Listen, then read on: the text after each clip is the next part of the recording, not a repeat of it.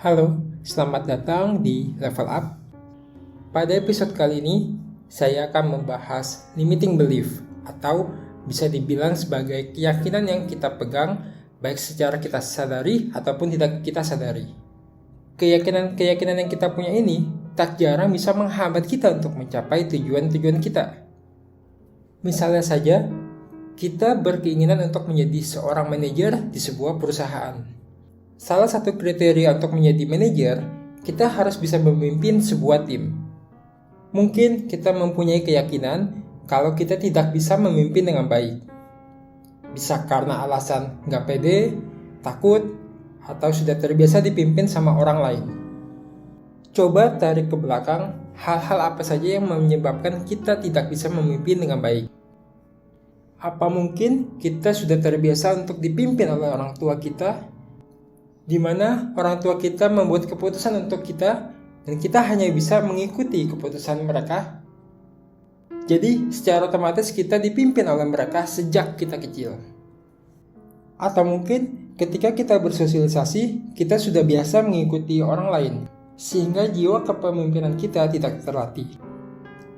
Semakin sering kita dipimpin oleh orang lain, maka secara tidak kita sadari, kita meyakini kalau kita tidak bisa memimpin dengan baik. Bisa disimpulkan, semakin sering keyakinan-keyakinan yang kita punya ini tervalidasi, maka semakin kuatlah keyakinan-keyakinan kita ini.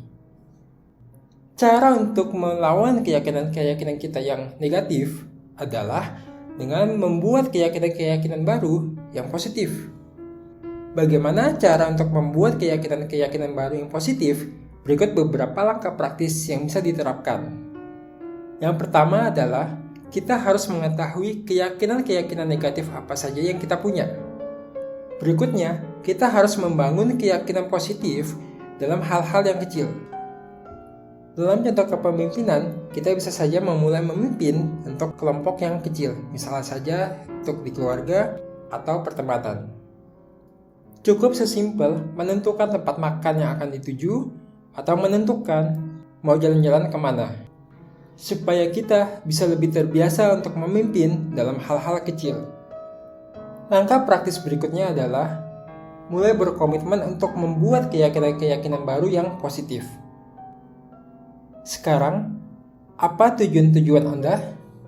Adakah keyakinan-keyakinan negatif yang menghambat Anda untuk mencapai tujuan-tujuan Anda?